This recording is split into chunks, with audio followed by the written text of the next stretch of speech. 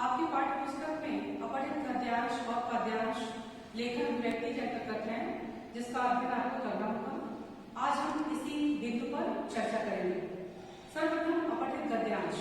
अपठित का अर्थ होता है जो पढ़ा न गया, और अपठित गद्यांश अर्थात वे गद्यांश, वे गद्य खंड जो आपकी पाठ्य पुस्तकों में ना हो, पाठ्य पुस्तकों से बाहर का।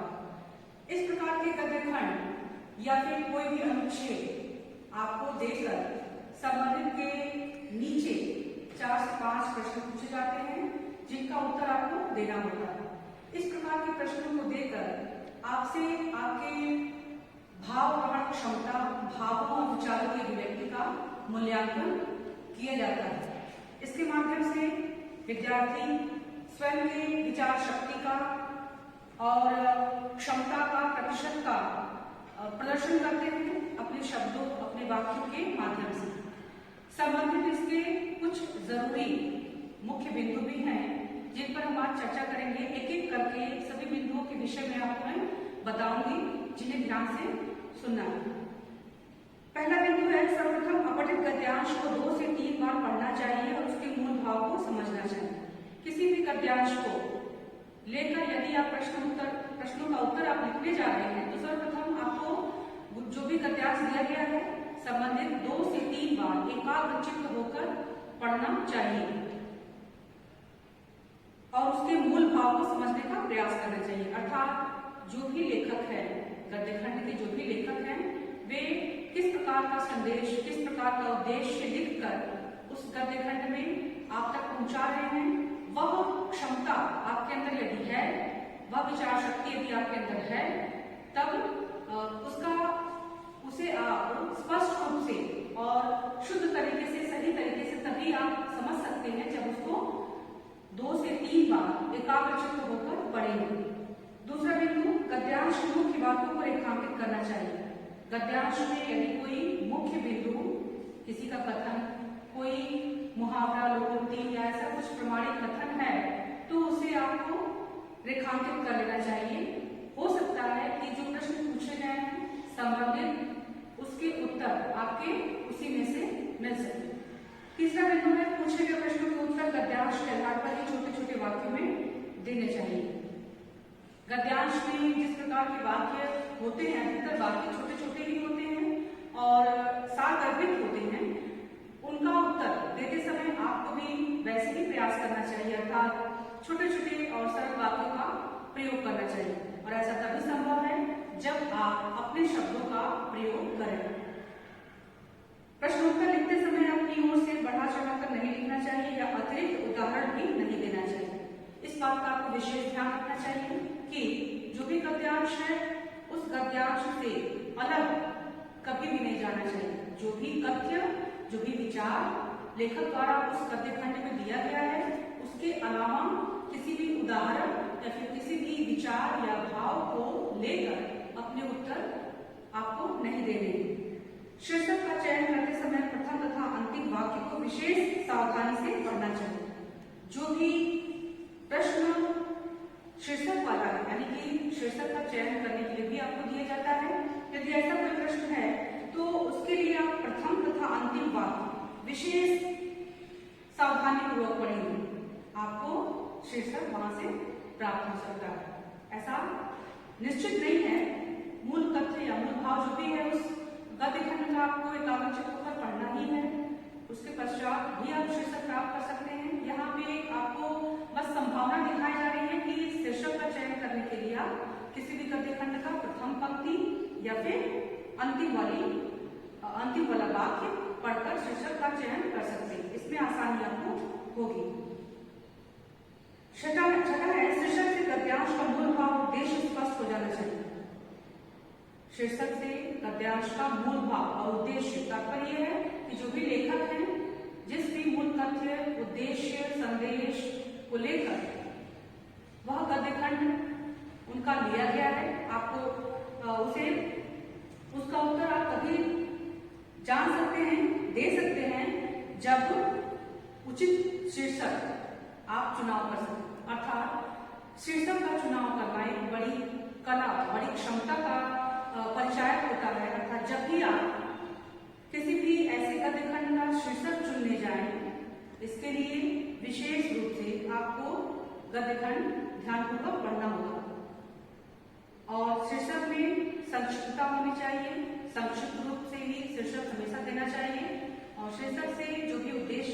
भाव है, कथ्य है, उस गद्य खंड का वह स्पष्ट होना चाहिए, उससे अलग बिल्कुल नहीं जाना चाहिए।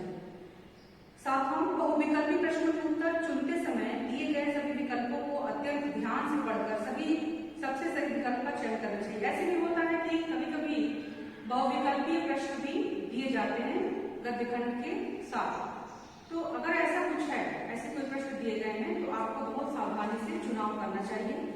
आठवां है, विकल्प के प्रश्नों से संबद्ध वाक्य गद्यांश में से ढूंढ कर दिए गए विकल्पों के साथ मिलान करके सही विकल्प चुनना चाहिए। तो जो बातें यहाँ आपको बताई गई अपठित गद्यांश से संबंधित मुख्य ये है कि किसी भी गद्यांश को लेकर यदि आप प्रश्नों का उत्तर लिखने जा रहे हैं तो सर्वप्रथम एकाग्रचित्त होकर मन से 2-3 बार उस गद्य खंड को पढ़कर मूल तथ्य क्या है, मूल भाव क्या है, उद्देश्य क्या है लेखक का, वह पता करें, पश्चात उसके उत्तर लिखने का प्रयास करें।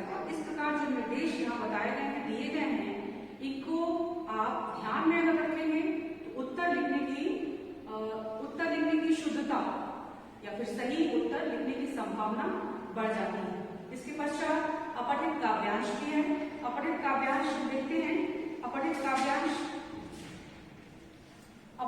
काव्य बताया गया जो पढ़ा न गया हो, और काव्यांश यदि जोड़ दिया जाए तो अर्थ यही होगा ऐसे काव्य खंड जो पढ़े ना गए हों, आपके पाठ्य पुस्तक से बाहर के हों। अपठित काव्यांश को देकर उससे संबंधित जो भी परीक्षार्थी हैं उनके भाषा ज्ञान और भाव बोध की क्षमता का परिचय प्राप्त करना होता है, और इसके साथ भी कुछ मुख्य बातें हैं जिन्हें आपको ध्यान में रखकर तैयारी करनी चाहिए। इन पे भी हम चर्चा कर लेते हैं। पहला है, काव्यांश को बार बार पढ़कर उसके भावार्थ को समझने का प्रयास करना चाहिए। जो भी कविता का खंड दिया गया है उसे आप बार बार पढ़ें और एकाग्रचित्त होकर बार बार पढ़ें, 2 से 3 बार 4 बार पढ़ें, ताकि कविता का भावार्थ आपको समझ में आ जाए। पश्चात काव्यांश के नीचे दिए गए प्रश्नों को ध्यानपूर्वक पढ़कर उनके उत्तर काव्यांश में ढूंढने चाहिए। जो भी प्रश्न दिए गए हैं उन प्रश्नों का मिलान आपको कविता के खंड से करना चाहिए, अर्थात कोई भी प्रश्न दिया गया है उस प्रश्न से संबंधित कविता की कौन सी पंक्ति मिलती है, ऐसे आप उत्तर का मिलान कर सकते हैं। काव्यांश की पंक्तियों को वैसे न उतारकर उनके भाव को अपनी सरल भाषा में लिखना चाहिए। हमेशा किसी भी उत्तर को यदि आप लिखने जा रहे हैं इस प्रकार के अपठित गद्यांश या काव्यांश में, तो कभी भी कॉपी नहीं करना चाहिए, कभी भी उतारना नहीं चाहिए। सदैव अपनी ही भाषा में अपने विचारों को, अपने भाव को अपनी ही भाषा, अपने शब्दों में लिखने का प्रयास करना चाहिए। जितना पूछा जाए उतना ही उत्तर लिखें। अनावश्यक रूप से बच्चे कभी कभी जितना पूछा जाता है उससे बढ़ाकर, बहुत ज्यादा उसे बढ़ाकर लिख देते हैं पैराग्राफ के जैसे 4 से 5 से 6 लाइन। तो ऐसी गलतियां ना करें, जितना पूछा जाए उतना ही उत्तर देना श्रेष्ठ होता है। शीर्षक का चुनाव करते समय कविता के भाव पर विशेष ध्यान दें। जो भी शीर्षक आप चुनने जा रहे हैं काव्यांश से संबंधित, उसके भाव पर, कविता के भाव पर, उस काव्यखंड के भाव पर विशेष रूप से आपको ध्यान देना चाहिए कि कविता का भाव इस शीर्षक से स्पष्ट हो रहा है अथवा नहीं। विकल्पात्मक प्रश्नों के उत्तर में दिए गए सभी विकल्पों को ध्यान से पढ़कर कविता की पंक्तियों के भाव से मिलान सही विकल्प का चयन करना चाहिए। जैसा कि आपको अपठित गद्यांश के साथ बताया गया, वैसे ही अपठित काव्यांश के साथ भी है कि संभावना कम होती है, किंतु बस बता दिया जाएगा आपको विकल्प संबंधित प्रश्न भी बनते हैं। यदि ऐसा कुछ है तो सर्वश्रेष्ठ उत्तर का चुनाव विकल्पों में से तभी मिल सकता है जब आप संबंधित काव्यखंड या फिर गद्यखंड पर विशेष रूप से ध्यान दें।